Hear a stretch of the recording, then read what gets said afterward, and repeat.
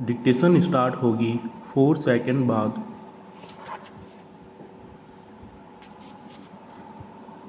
Start.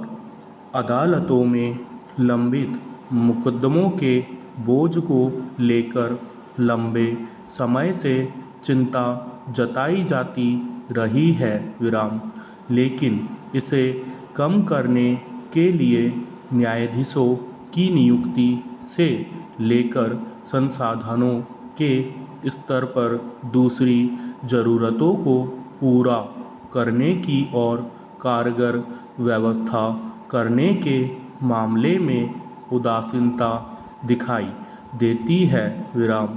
यह बेवजह नहीं है कि निचली से लेकर ऊपरी स्तर की अदालतों में दिनों दिन मुकदमों का अंबार खड़ा होता गया है। ऐसे में यह समझना मुश्किल नहीं है कि इंसाफ की आस में अदालत के दरवाजे पर पहुँचे लोगों को कैसी पीड़ा झेलनी पड़ती होगी। अदालतों में न्यायाधीशों की कमी के मसले पर समय समय पर सवाल उठते रहे हैं, लेकिन इस ओर अब तक ठोस पहल नहीं हो सकी थी। अब सुप्रीम कोर्ट ने उच्च न्यायालयों के सेवानिवृत्त न्यायाधीशों की 2 से 3 साल की अवधि के लिए अस्थायी न्यायाधीशों के तौर पर नियुक्ति का रास्ता साफ कर दिया है। सिर्फ अदालत के मुताबिक अस्थायी जजों के तौर पर पूर्व न्यायाधीशों की नियुक्ति का मतलब यह नहीं होगा कि उन्हें नियमित न्यायाधीशों की जगह पर रखा जाएगा। इसके लिए एक निष्क्रिय संवैधानिक प्रावधान को लागू किया गया है ताकि लंबित मामलों को निपटा कर उनकी संख्या कम की जा सके।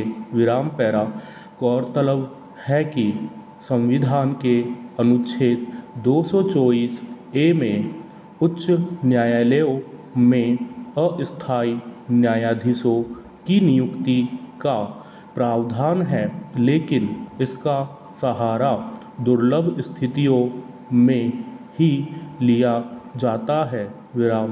सुप्रीम कोर्ट ने अगर इस प्रावधान के सहारे समस्या की जटिलता को कम करने की ओर कदम बढ़ाया है तो उसकी वजह साफ है। देश के उच्च न्यायालयों में करीब 57 लाख मामले लंबित हो तो यह समझना मुश्किल नहीं है कि मौजूदा न्यायिक ढांचे में इन्हें निपटाने में कितना वक्त लगेगा और इस बीच न्याय की अवधारणा को कैसे देखा जाएगा। दरअसल यह मसला केवल उच्च न्यायालयों या फिर किसी एक राज्य तक सिमटा हुआ नहीं है।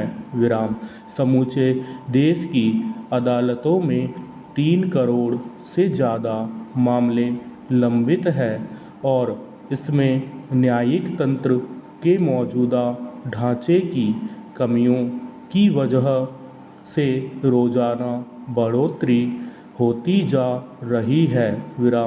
खास तौर पर मौजूदा महामारी के दौर में सुप्रीम कोर्ट में लंबित मुकदमों के आंकड़े में 3.5% से ज़्यादा की वृद्धि हो गई है।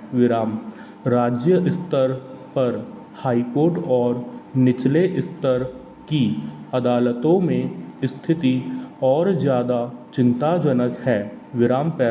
सच यह है कि न्यायालयों के बुनियादी ढांचे में कमी के साथ साथ जजों के लिए स्वीकृत पदों का खाली होना मुख्य कारण है।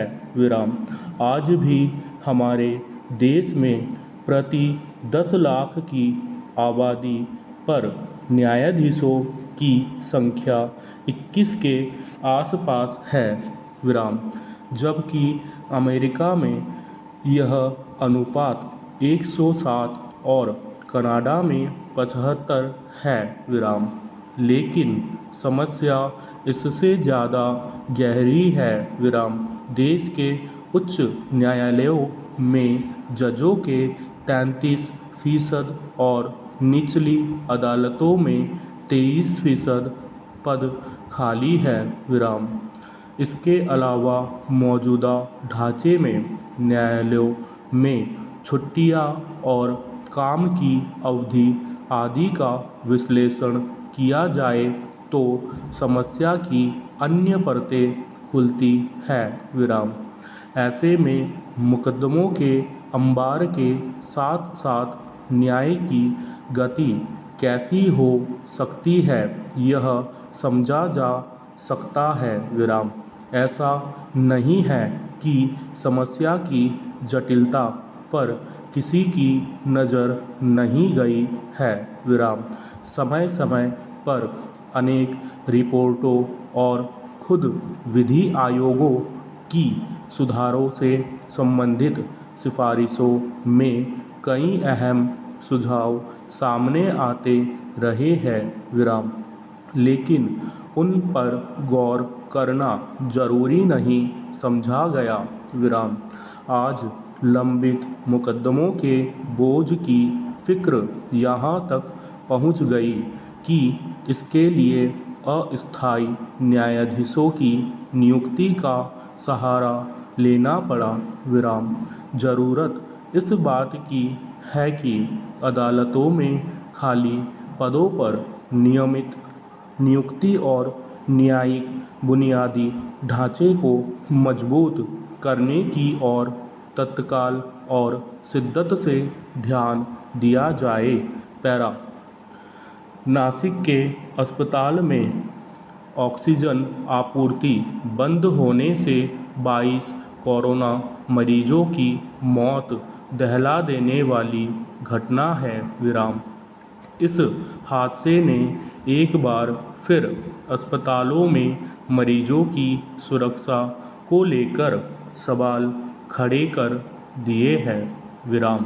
ऐसी घटनाएं इसलिए भी ज़्यादा विचलित करती है कि लोग अस्पतालों में नए जीवन की उम्मीद से जाते हैं, लेकिन अगर अस्पताल में इस तरह से मौत मिलने लगे तो इससे ज़्यादा भयानक और दुखदाई क्या होगा। इस अस्पताल में इन दिनों कोरोना संक्रमितों का इलाज किया जा रहा है। विराम। बुधवार को अस्पताल के ऑक्सीजन टैंक में रिसाव हो गया। विराम। अस्पताल प्रशासन ने हड़बड़ाहट में ऑक्सीजन आपूर्ति बंद कर दी। विराम। उस वक्त बड़ी संख्या में मरीज ऑक्सीजन पर थे। विराम।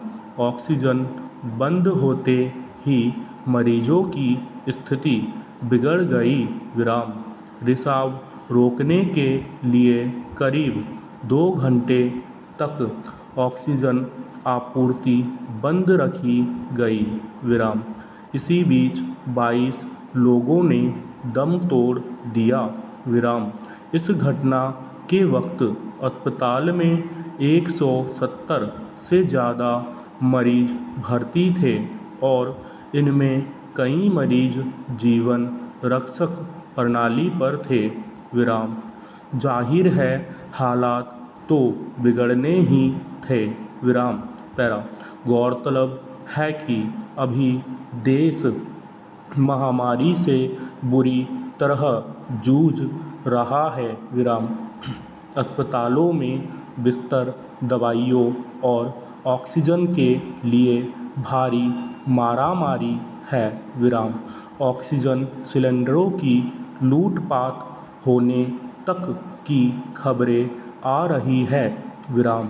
ऐसे में अगर किसी अस्पताल में ऑक्सीजन उपलब्ध हो और फिर भी वहाँ मरीजों की मौत सिर्फ इसलिए हो जाए कि रिसाव जैसे हादसे की वजह से आपूर्ति रोक देना पड़े, तो इससे ज़्यादा अफसोस की बात और क्या होगी।